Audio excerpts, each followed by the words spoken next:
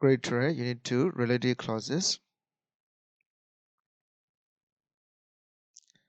0 exercise A ကိုဆက်ပြီးတော့လေ့လာမှာဖြစ်ပါတယ်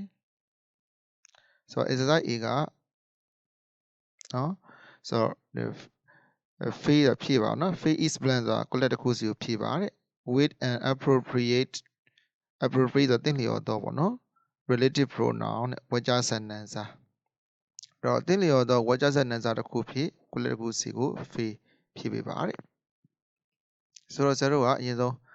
နော်အလွယ်မှတ်ရပေါ့နော်ဒီ collect ဖြည့်တဲ့နေခုနေမှာဆိုရင် collect ရဲ့အရှိအနောက်ကြည့်ပြီးတော့0ကcollect မှာဘာဖြစ်ရမလဲဆိုတာစဉ်းစားလို့ရတယ်ပေါ့နော်ဆိုတော့ဒီမှာဆိုရင်ဒီ collect အရှိကစကားလုံးကြည့်ပြီးတော့ပေါ့နော်အဲ့ collect မှာ0ကဘာကိုထည့်မလဲเนาะဒီမှာဆိုရင် relative pronoun တွေကိုဇာတ်ထည့်ရမှာဆိုဒီ relative pronoun တွေဆိုတာဘာလဲဆိုတော့အရင်သိဖို့လိုပါတယ်အရှိမပြောတာရှိပါတယ်เนาะ relative pronoun ဆိုတာဝေကြားဆက်နံစာတွေဖြစ်ကြတယ် who เนาะ who whose who တို့ whom တို့เนาะ whose တို့เนาะ which တို့that တို့ပေါ့เนาะအဓိကအဲ့၅ခုပေါ့ဆိုတော့ဒီနေရာမှာ0ကရှေ့က noun ကြည့်ပြီးတော့ who ထည့်ရမှာလားဒါမှမဟုတ် whom ထည့်ရမှာလား whose ထည့်ရမှာလားဒါမှမဟုတ် which နဲ့ that ထည့်ရမှာလားဆိုတာကိုစဉ်းစားပါဦးเนาะအဲ့တော့ဒီ collect ရှေ့က noun တွေလူဆိုရင် who နောက်တစ်ခုက whom whose ပေါ့เนาะအဲ့ဒါနဲ့ဆက်ပြရမယ်လူမဟုတ်ဘူးဆိုရင်ဘာနဲ့ဆက်လဲ which က that ကဆက်ပြရမယ်ဆရာတို့ဒီမှာတော့လူဆို who နဲ့ဆက်လူမဟုတ် that နဲ့ဆိုအလွယ်ရေးပေးထားတာပေါ့เนาะအဲ့တော့အပြည့်စုံပြောမယ်ဆိုရင်တော့လူဆိုရင် who เนาะ who ရယ် whom ရယ် whose ရယ်အဲ့သုံးခုနဲ့ဆက်ပြရမယ်ဆိုတော့ဆုံးဝေကြလေးစာကြည့်အောင်နံပါတ်question 1 number 1ပေါ့နော် have you written နဲ့မင်းနဲ့ပြန်ပေးပြီလားတဲ့ return ဆိုတာပြန်ပေးတာပေါ့နော် give back ပြောတာ the books စာအုပ်များကိုတဲ့အဲ့တော့နောက်ကရေးထားတာက you borrow တဲ့မင်းငှားခဲ့တော့တဲ့ from the library ကစာကြည့်တိုင်းပေါ့နော်ကျောင်းစာကြည့်တိုက်ကနေပြီးတော့မင်းငှားခဲ့တော့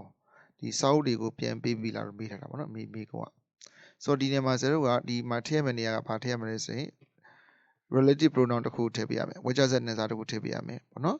ဆိုတော့ဒီနောက်ကဝေကြား you borrow from the library ဆိုတဲ့ဝေကြားကရှေ့ the book ကိုဘာလို့ထားလဲဆိုရင်အထူးပြုထားတာဆိုတော့ဒီနေရာမှာ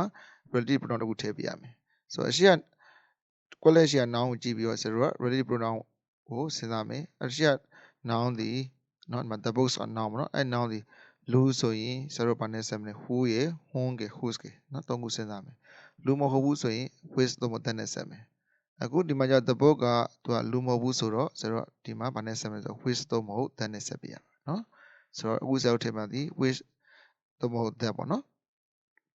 ဆိုတော့အဲ့နောက်ကနေပြီးတော့ဒီ which ကိုတိပဲကောင်းရင် which သုံးမဟုတ် that ထည့်မှာပေါ့เนาะ which ဒီမှာ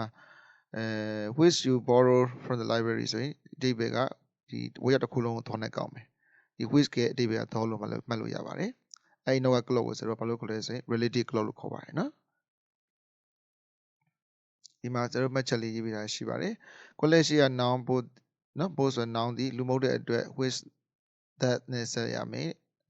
which that နဲ့အစားပြုတဲ့၎င်းဝေကြပိုင်းကိုကျွန်တော်ကဘယ်လိုခေါ်လဲ which clause လို့ that clause လို့နော်ဒါ adjective clause relative clause လို့အသီးသီးခေါ်ဆိုကြပါတယ်၎င်း relative clause ဒီ၎င်းရဲ့ရှေ့က post ဆိုတဲ့ noun ကိုအထူးပြုထားတာဖြစ်ပါတယ်ပေါ့နော်နောက် number 2 မေးခွန်းဆက်ကြည့်ပါအောင်ဆိုတော့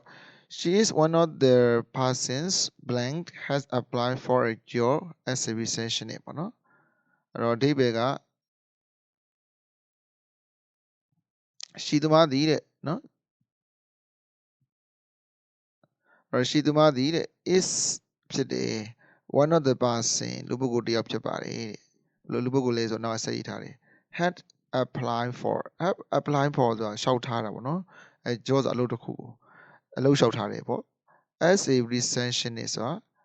အဲ့ကြိုတယောက်အဖြစ်ပေါ့အဲ့တော့အဲ့ကြိုတယောက်အဖြစ်အလုပ်လျှောက်ထားတော့လို့ဆိုတော့ရေးရမယ်ဆိုတော့အဲ့ရေးတဲ့နေရာမှာအရှိကဥစောထည့်မှာဒီ relative pronoun တစ်ခုထည့်ရမယ်ပေါ့နော်အရှိက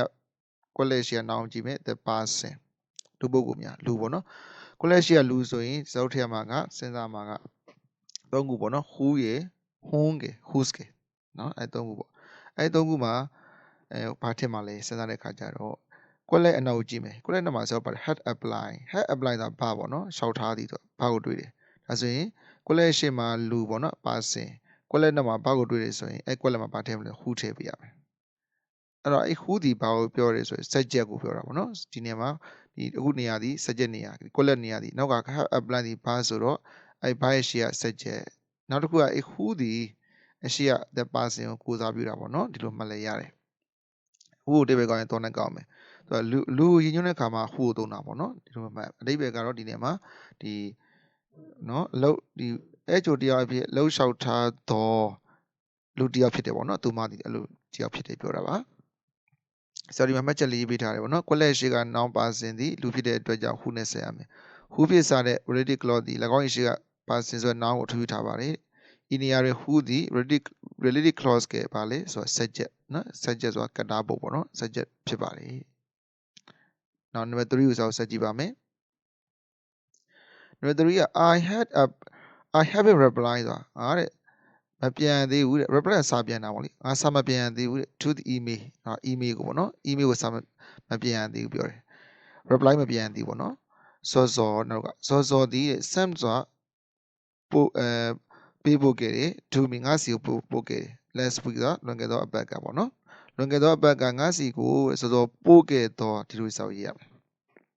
အော်ဒီ quelle မှာထည့်ရမှာက relative pronoun ဝါကျဆက်နာတစ်ခုထည့်ရမယ်ပေါ့နော်ကွက်လက်ရှုပ်ကြည့်မယ်ကွက်လက်ရှိက email ဒီလူမဟုတ်ဘူးဆိုရင်ဆိုတော့ဘာနဲ့ဆက်မလဲ with တော့မဟုတ်တဲ့နဲ့ဆက်ပဲအဲ့တော့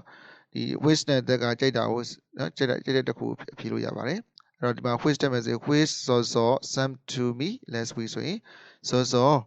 နော်ငါစီကိုပြီးခဲ့တဲ့ဘက်ကငါစီကိုပို့ခဲ့တော့ဒီ email ကိုငါအခုဒီစာမပြန်သေးဘူးအဲ့တော့ဒီမှာမှတ်ချက်ကကွက်လက်ရှိကနော်noun ဖြစ်တဲ့ email ဒီလူမဟုတ်တဲ့အတွက်ကြောင့်မလို့ဘာနဲ့ဆက်မလဲ with တော့မဟုတ်တဲ့နဲ့ဆက်ပေးရမယ်နော်နောက် number 4ပေါ့ဆက်တော့ပါမယ် number 4က my mother ကျွန်တော်ရဲ့အမေဒီပေါ့နော် complain ဆိုတာအပြစ်တင်ပြောကြခဲ့တယ်ဗောလေအပြစ်တင်ခဲ့တယ်ပြောတာပေါ့ about ပတ်သက်၍ the wrong gross ဆိုတာမှားပြီးပို့တဲ့ပစ္စည်းတွေအတွက်နော်မှားယွင်းပြီးတော့ပို့ခဲ့တဲ့ပစ္စည်းတွေအတွက်နဲ့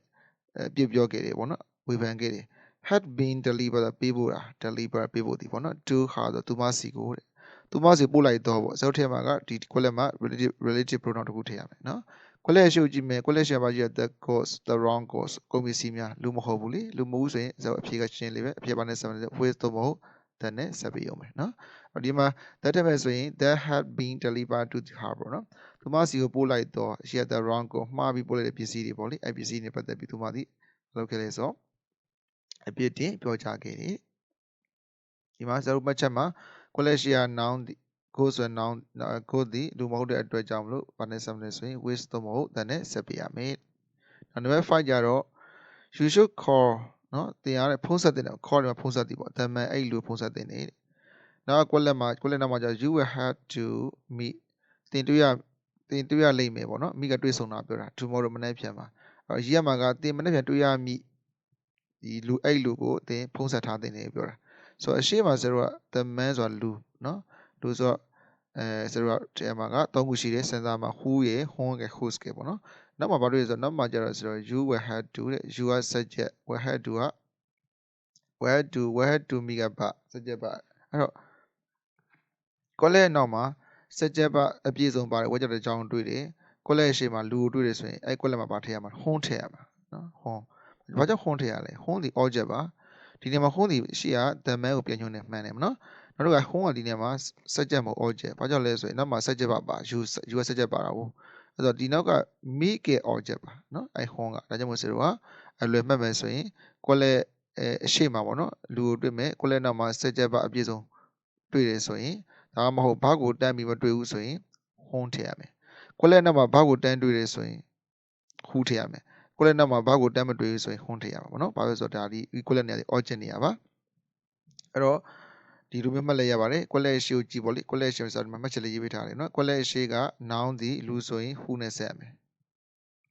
လို့နော်ဒီနေရာမှာ who နဲ့ whom နဲ့ဆိုပြီးဖြည့်တဲ့နှစ်ခုရှိပါတယ်ကွက်လက်ရှိမှာထည့်မဲ့ relative pronoun ဒီ relative clause ရဲ့ subject ဖြစ်နေမယ်ဆိုရင် who နဲ့ဆက်ရမယ်ပေါ့နော် object ဖြစ်နေမယ်ဆိုရင်တော့ horn နဲ့ဆက်ပြရမယ်တဲ့အလွယ်မှတ်ရင်ကဒီမှာပေါ့ကွက်လက်အနောက်တွင်ဘာကိုတန်းတွေ့ရဆိုရင်တော့ who ပေါ့ကွက်လက်နဲ့ကက်လျက်မှာဘာကိုမတွေ့ရဘူးဆိုရင် horn နဲ့ဆက်ရမယ်အဲဆိုကွက်လက်ရှိကလူတွေ့မယ်